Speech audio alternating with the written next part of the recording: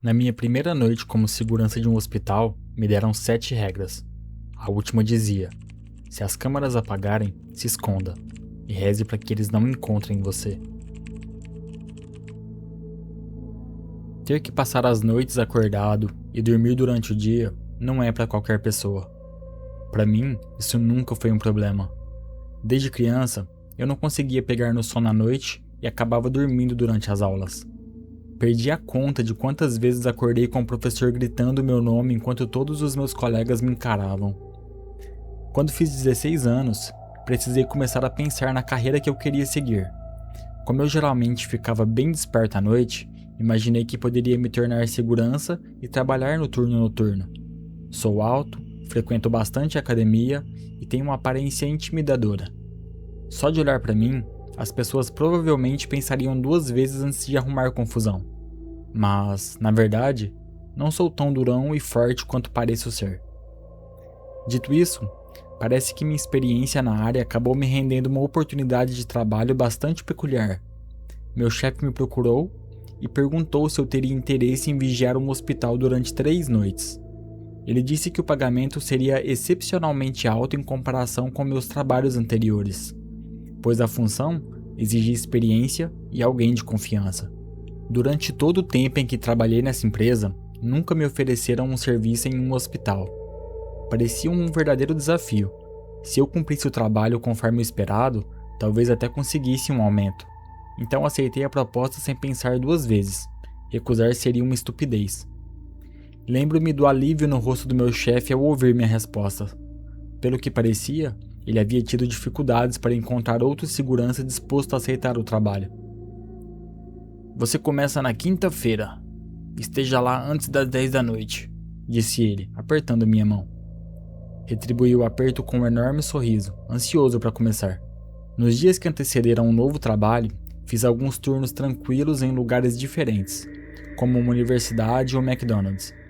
Mas fiquei feliz quando finalmente chegou o dia daquela oportunidade tão incomum. Como eu não queria me atrasar, saí de casa por volta das 8 da noite. O hospital ficava a apenas 30 minutos de distância, mas nunca se sabe o que pode acontecer no caminho. Além disso, achei que seria uma boa ideia chegar cedo para conhecer o lugar. Afinal, como eu poderia vigiar um prédio sem saber onde cada coisa ficava? Eu não queria estragar aquela oportunidade, ainda mais porque receberia 3 vezes mais do que o de costume. O trânsito estava surpreendentemente intenso, e só cheguei ao hospital por volta das 8h40. Saí do carro e caminhei até a entrada principal. O prédio tinha um aspecto medieval. Ele era todo feito de tijolos e possuía certo charme românico. Não era grande, na verdade, ele era bem pequeno. Visto de fora, parecia ter 3 andares, todos com corredores curtos. Empurrei a porta da frente e cumprimentei a mulher atrás do balcão. O sorriso dela transmitia uma sensação acolhedora e tranquilizante. Olá, acredito que fui contratado para o turno da noite neste hospital. Cheguei um pouco cedo, eu deveria começar às 10. Qual é o seu nome, querido? Perguntou ela, sem perder o sorriso receptivo. Jake, respondi com confiança. Ela começou a digitar no computador à sua frente, aparentemente verificando se eu estava dizendo a verdade. E fazia sentido, nunca se pode ter certeza. Algum maluco poderia muito bem fingir que era o novo segurança do turno da noite. O nome do seu chefe é Michael? Sim, senhora. Certo. Daqui a pouco, um dos outros seguranças chegará para lhe explicar os procedimentos.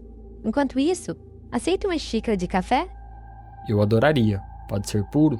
Eu pedi, agradecido. Ela deu uma risadinha e saiu para buscar o café. Alguns minutos depois, voltou com a xícara.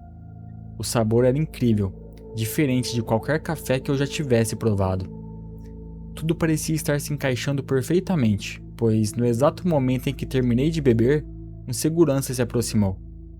Ele me examinou com um olhar desconfiado, julgando minha aparência antes de dizer: "Ah, então você é o novo segurança, não é?" Não esperava que alguém tão jovem aparecesse para o trabalho. Mas isso não importa, desde que faça exatamente o que eu mandar. Levantei-me e estendi a mão para cumprimentá-lo. Prazer em conhecê-lo, senhor. Imagino que vai me mostrar o lugar. Respondi, tentando parecer confiante. Sempre me ensinaram que é importante demonstrar confiança mesmo quando você não a sente, pois isso causa uma boa impressão nas pessoas para quem trabalha. Entretanto, o segurança à minha frente tinha mais de 2 metros de altura e um físico impressionante. Era difícil não me sentir intimidado. "Siga-me", ordenou ele. Eu o acompanhei até a sala de segurança. Ele me mostrou como as câmeras funcionavam e depois me levou para conhecer o prédio. Também explicou algumas regras básicas de segurança que eu já tinha ouvido vezes demais. Quando estava prestes a sair, ele parou. "Ah, falta uma última coisa. Está vendo aquele papel sobre a mesa? Leia. Ele contém uma lista de regras que você precisa seguir. Se não seguir, nós saberemos. Espero que seja profissional o bastante para levá-las a sério e obedecer a todas, por mais absurdas que pareçam." Fiquei olhando para ele sem entender, mas rapidamente recuperei a compostura e garanti que seguiria as instruções. "Boa sorte, garoto", disse ele antes de deixar a sala. Observei-o ir embora. O relógio acima da porta marcava 9h30, o que significava que eu ainda tinha 30 minutos antes do início oficial do meu turno. O papel continha 7 regras. Regra 1. Seu turno começa às 10 da noite. Certifique-se de estar dentro da sala de segurança nesse horário. Das 10h15 às 11, você deverá patrulhar o prédio para garantir que não haja ninguém no local. Caso encontre alguma pessoa, peça educadamente que ela vá embora. Regra 2. Em algum momento entre as 11 da noite e as 3 da manhã, uma jovem poderá aparecer, batendo na porta da frente e pedindo para ver o marido. Ignore-a e finja que ela não está ali até que ela vá embora. Regra 3. Certifique-se de que as luzes da unidade de terapia intensiva permaneçam acesas durante todo o seu turno. Caso se apaguem, vá até lá e acenda-as novamente. Se ouvir gritos enquanto as luzes estiverem apagadas, corra para o banheiro mais próximo e permaneça lá até que os gritos parem. Depois disso, acenda as luzes. Regra 4. Se houver uma garotinha com um ursinho de pelúcia no refeitório, sente-se ao lado dela e não diga uma só palavra. Se ela olhar para você, volte para a sala de segurança. Se ela falar com você, responda até que ela vá embora. Regra 5. Por volta da 1 da manhã, vá até a enfermaria geral e verifique os pacientes. Se algum deles estiver sentado na cama, pergunte se está tudo bem e faça tudo o que ele pedir. Caso tente iniciar qualquer outra conversa, ignore-o. Regra 6. Se começar a chover, abra a porta da frente e deixe as pessoas entrarem para se abrigar. Se alguém parecer estar desaparecido, você o verá nas câmeras de segurança. Não olhe para essa pessoa.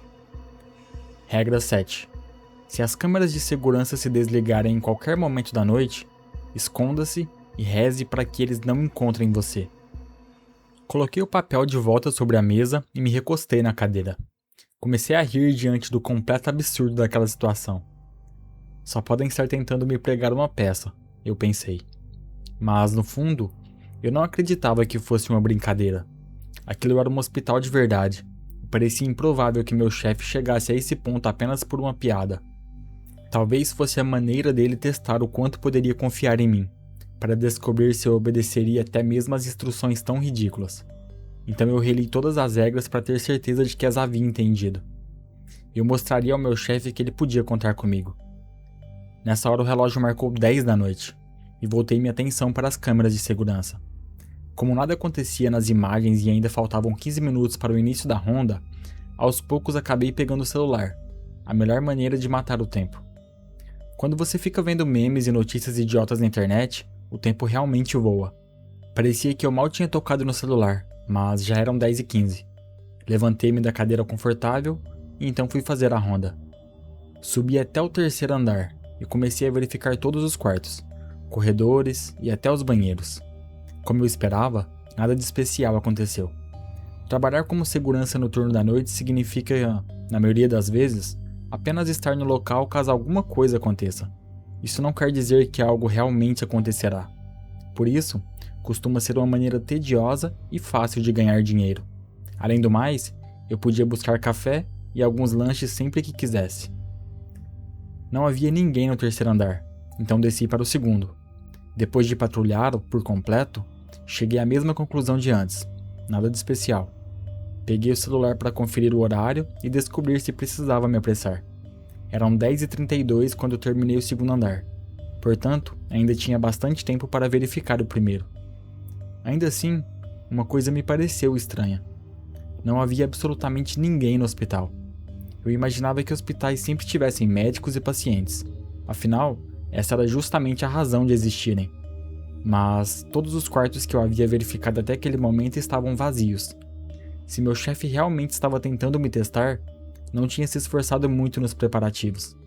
Mesmo assim, segui para o primeiro andar, onde ficavam a UTI, a sala de segurança, a entrada principal e o refeitório. Ao atravessar a UTI, fui pego de surpresa ao encontrar um homem de aproximadamente 70 anos parado dentro de um dos quartos. Fiquei perplexo por alguns instantes, até me lembrar da primeira regra. Caso encontre alguma pessoa, peça educadamente que ela vá embora. De repente tudo fez sentido. Meu chefe provavelmente havia contratado um ator e permitido que ele entrasse no prédio para testar se eu obedeceria às instruções. Soltei um suspiro e caminhei até o homem. Com licença, senhor. O senhor não deveria estar aqui neste horário. Preciso pedir por gentileza que vá embora. Eu disse com firmeza. O velho me encarou em silêncio, parecendo confuso com o que eu havia falado. Senhor, preciso pedir novamente que vá embora, por favor. Ele concordou com a cabeça e me acompanhou até a saída do hospital. Eu o despedi e disse para ele ter uma boa noite. Pouco antes de desaparecer por completo na escuridão, o velho disse algo inesperado. Tome cuidado com o cirurgião. O que ele queria dizer com aquilo? Logo, concluí que meu chefe devia ter mandado o homem falar aquilo para me assustar. Então simplesmente ignorei o aviso. Continuei minha ronda pelo andar. Como não havia mais ninguém por ali, peguei outra xícara de café e um croissant no refeitório. Já eram 10h53, então voltei para a sala de segurança. Assim que entrei, acomodei-me na cadeira e comecei a jogar no celular, certo de que não havia ninguém no prédio e de que não tinha motivo algum para me preocupar. Depois de jogar por algum tempo, finalmente verifiquei o relógio e me surpreendi ao perceber que já era quase meia-noite. Eu havia passado mais de 1 hora no celular. Voltei minha atenção para as câmeras, procurando qualquer coisa fora do normal. Meu coração falhou uma batida quando eu percebi que as luzes da UTI estavam apagadas. Praguejei por não ter prestado atenção. Eu não fazia ideia de quanto tempo havia passado desde que aquilo acontecera, e a regra dizia que eu deveria acendê-las o mais rápido possível. Então, enquanto caminhava em direção à UTI, parei de repente. O som de pessoas gritando era ensurdecedor. Fiquei paralisado, incapaz de acreditar no que estava acontecendo. Não sabia se meu chefe seria capaz de ir tão longe apenas para descobrir até que ponto eu seguiria as regras, mas era possível ouvir a agonia naqueles gritos, e isso fez minha ansiedade disparar. Foi então que escutei uma porta se abrir e fechar. Logo depois, passos começaram a avançar em minha direção. Sem hesitar, corri para o banheiro do primeiro andar e me tranquei em uma das cabines. Tentei recuperar a calma e compreender a situação em que tinha me metido. Eu simplesmente não conseguia entender como poderia haver alguém dentro daquele prédio. Os gritos de sofrimento pareciam tão reais que já não restava qualquer possibilidade de aquilo ter sido encenado pelo meu chefe. Aqueles gritos eram reais. Antes que eu conseguisse me acalmar por completo, a porta do banheiro se abriu com violência, e os mesmos passos entraram no local. Tentei permanecer o mais silencioso possível, sem saber se aquela pessoa carregava uma arma. Por um instante, o silêncio ficou ensurdecedor. Então, o desconhecido começou a cantarolar para si mesmo. Bem-vindo ao hospital, bem-vindo ao hospital. Você pode entrar, mas não pode sair. Bem-vindo ao hospital, bem-vindo ao hospital. Ele murmurava isso enquanto batia na porta de cada cabine. Estremeci quando ele bateu na minha. O som foi nitidamente mais forte do que nas outras. Pela fresta sobre a porta, consegui ver seus pés do outro lado, completamente imóveis. Tem alguém aí? Perguntou com uma voz perturbada. Abra a porta, não seja tímido. Meu coração martelava no peito enquanto eu me agarrava ao silêncio. Permaneci imóvel, rezando para que ele logo me deixasse em paz e eu pudesse dar o fora daquele lugar. O homem continuou batendo, tentando arrancar de mim qualquer reação. Vamos, Jake. preciso da sua ajuda com uma coisa. Senti o sangue gelar ao ouvi-lo dizer meu nome. Não fazia ideia de como ele poderia conhecê-lo. Continuei imóvel e não produzi som algum. Depois de alguns minutos, ele desistiu e saiu do banheiro. Antes de fechar a porta, disse mais uma frase. Até logo, Jake. Permaneci no banheiro por mais 10 minutos, até os gritos finalmente cessarem. Destranquei a cabine e abri lentamente a porta que dava para o saguão, certificando-me de que não havia ninguém à vista. Saí do banheiro e caminhei devagar até a UTI para acender as luzes. Assim que fiz isso, corri de volta para a sala de segurança. De repente, aquele parecia ser o único lugar seguro em todo o prédio. Deixei-me cair na cadeira confortável e olhei o horário no celular. 00:51. Ainda cheio de adrenalina por causa do que havia acabado de acontecer, reli rapidamente todas as regras para conferir se tinha agido da maneira certa. Para minha sorte, eu tinha. Quando cheguei à 5ª regra, recebi o agradável lembrete de que precisava verificar os pacientes por volta de 1 da manhã e atender a qualquer pedido que fizessem. Eu não tinha certeza de que estava pronto para enfrentar outra situação daquelas, mas sentia mais medo do que poderia acontecer se eu desobedecesse às regras. Ainda assim, durante a ronda eu não havia encontrado uma única pessoa nos quartos. Então, como poderia haver algum paciente ali agora? Assim que pisei no 2º andar, meu coração começou a bater mais rápido. Eu não sabia o que esperar. Enquanto avançava em direção aos quartos, ouvi alguém tossindo excessivamente em um deles. Decidi verificar cada quarto em ordem para garantir que não deixaria nenhum para trás. Espreitei o primeiro, torcendo para encontrar apenas uma cama vazia, mas eu me decepcionei. Uma senhora idosa estava deitada ali, aparentemente adormecida. Havia 2 tubos em suas narinas e uma agulha em seu braço. Foi então que percebi o quanto odiava ver pessoas naquelas condições. Todos os quartos estavam ocupados por pacientes que pareciam gravemente doentes ou terrivelmente feridos. Conforme eu avançava pelo corredor, a tosse ficava cada vez mais alta. Aos poucos, aproximei-me da origem do som. É claro que vinha do último quarto. Caso fosse o mesmo maníaco que havia entrado no banheiro, eu teria que percorrer a maior distância possível para fugir dali. Todos os outros pacientes estavam dormindo, e diante do último quarto, respirei fundo antes de entrar. Apesar do nervosismo, parei à porta e olhei para o homem. Ele estava sentado na cama, com o cotovelo diante da boca, tossindo sem parar como já vinha fazendo há alguns minutos. Quando percebeu minha presença, tentou falar. Água! Murmurou entre uma crise de tosse e outra. Por um instante, fui pego de surpresa. Aquele homem parecia ser um paciente de verdade. Cheguei a sentir pena dele. Nem conseguia imaginar como seria estar em sua situação. Desci correndo até o refeitório, enchi um copo de água e o levei de volta. Assim que me viu parado na porta, ele fez um gesto para que eu me aproximasse e entregasse o copo. Caminhei até a cama e o coloquei em sua mão. Ele bebeu tão rápido que parecia ter quebrado algum recorde. Depois, caiu de costas sobre a cama e felizmente parou de tossir.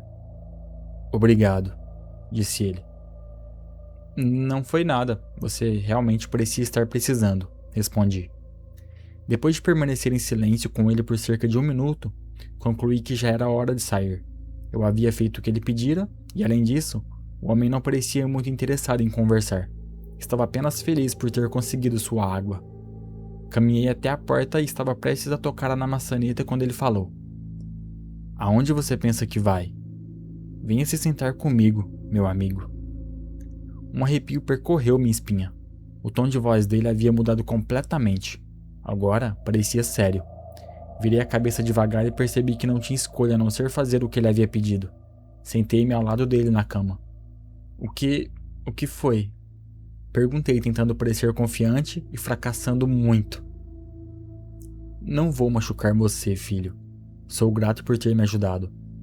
Acontece que o cirurgião enfiou uma lata inteira de canela pela minha garganta e me deixou sem conseguir respirar. Queria avisá-lo para tomar cuidado, porque ele ainda está vagando pelo prédio. Ele enfiou canela na sua garganta? Eu estava incrédulo quando perguntei. Foi então que me lembrei do que o velho havia dito antes. Tome cuidado com o cirurgião. Sim, foi isso que ele fez. Eu precisava alertá-lo. Parece ser sua primeira noite aqui. Então imaginei que gostaria de saber que há um maníaco dentro deste prédio. Se fizer tudo o que as regras mandam, garoto, Você ficará bem. Olhei para ele apavorado, respirei fundo, levantei-me, agradeci pelo aviso e deixei o quarto. Felizmente, ele não pediu que eu voltasse. Segui em direção à sala de segurança e acelerei o passo ao ouvir alguma coisa cair no terceiro andar. Nem em outro universo eu subiria para descobrir o que estava acontecendo. Se eu obedecesse às regras, ficaria bem. Abri a porta da sala de segurança e a fechei assim que entrei. Uma onda de alívio tomou conta de mim quando voltei a me sentir protegido. O relógio sobre a porta marcava 1h53. Sentei-me e li novamente a folha de papel. Para meu alívio, nenhuma das regras restantes exigia que eu saísse outra vez da sala. Eu estava me sentindo exausto, então meu corpo simplesmente foi se desligando na cadeira, esquecendo por completo onde estava. Acordei por volta das 2h45. Durante alguns instantes, precisei dar ao corpo e à mente tempo suficiente para voltar à realidade, pois despertei sem fazer ideia de onde me encontrava. Pouco depois, recuperei os sentidos e me lembrei de que estava no meio de um turno noturno.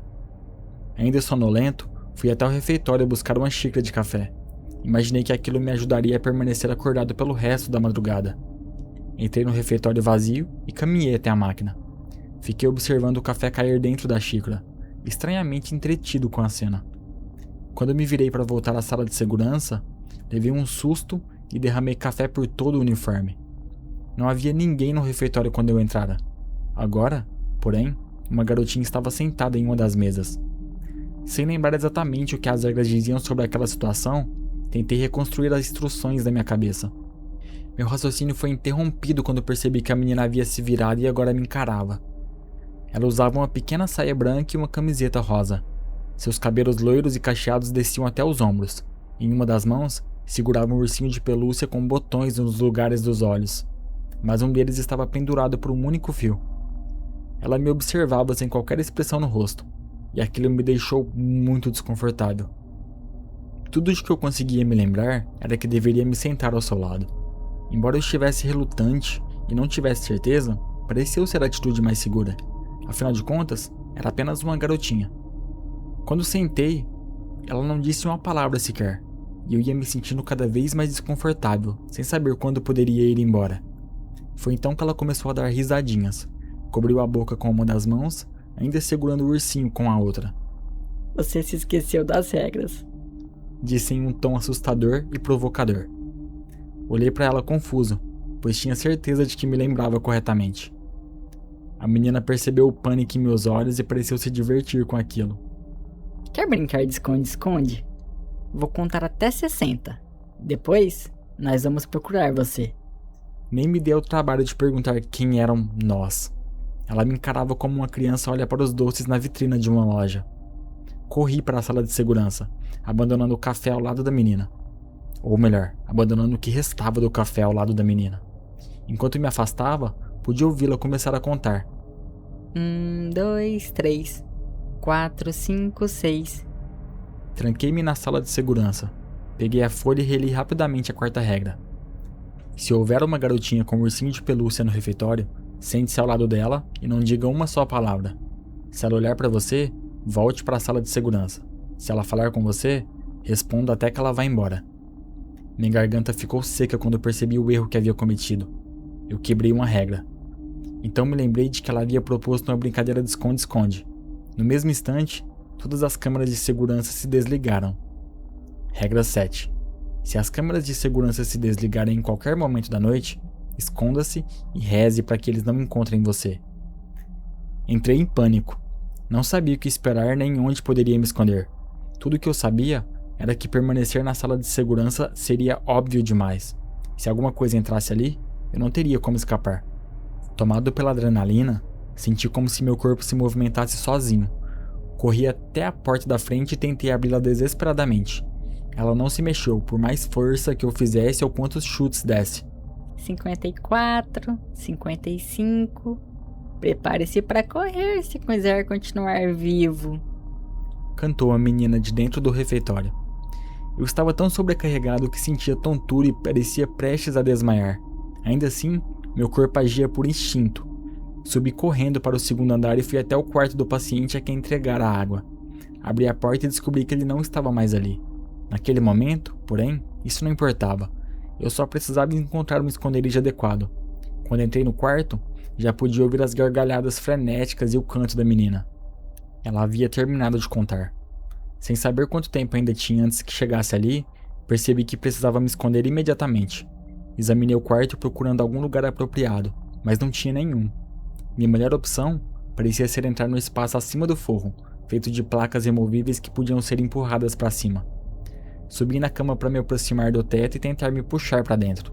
Sem querer, chutei uma fotografia sobre o criado mudo ao lado da cama. O barulho do porta-retratos atingindo o chão ecoou por todo o prédio. Eu ouvi isso! Gritou ela. Em seguida, ouvi seus passos correndo em minha direção. Completamente apavorado e sabendo que precisava ser rápido, saltei o mais alto que pude, agarrei minha estrutura do forro e me puxei para cima. Ficou claro que ele não fora feito para suportar o peso de uma pessoa. Cada pequeno movimento fazia as placas cederem. Assim que consegui entrar no espaço acima do teto, recoloquei a placa sobre a abertura e permaneci completamente imóvel. Não queria produzir som algum nem correr o risco de fazer o forro desabar. Ouvi ela entrar no quarto, completamente animada e caminhando na ponta dos pés. Eu sei que você está aqui. Ouvi quando deixou alguma coisa cair. Disse ela em um tom brincalhão, aproveitando cada segundo daquela caçada. Meu coração batia cada vez mais rápido, e eu não sabia se ela me encontraria. A menina começou a cutucar o forro com uma vassoura, tentando descobrir se eu estava escondido ali. Quase pulei ao sentir as vibrações da vassoura tocando as placas, mas consegui permanecer imóvel e em silêncio. Então acho que você não está aqui, disse ela decepcionada. Ela saiu do quarto e continuou procurando. Eu podia sentir o forro cedendo sob meu peso, então precisava encontrar outro esconderijo.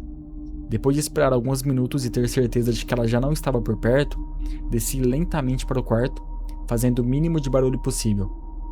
Coloquei a cabeça para fora da porta e examinei o corredor, mas não havia ninguém à vista. Avancei com os menores passos que conseguia dar, estremecendo a cada som. Imaginei que deveria me esconder no primeiro andar, pois ela já havia vasculhado todo aquele piso. Eu não sabia exatamente onde a menina estava, mas supus que continuasse lá em cima. Desci as escadas devagar, certificando-me de que não havia ninguém por perto.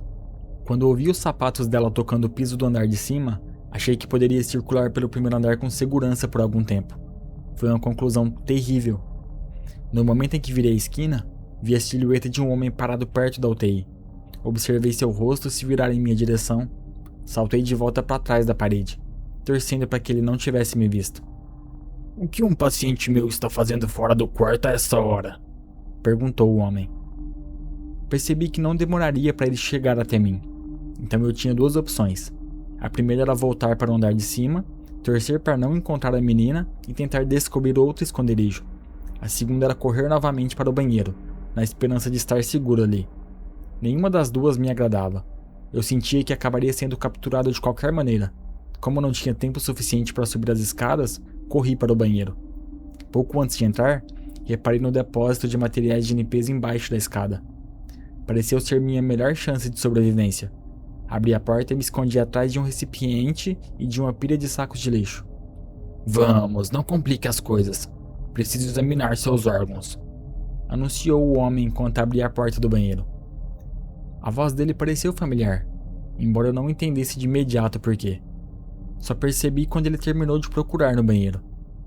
Você foi esperto bastante para se esconder em outro lugar dessa vez. Estou impressionado.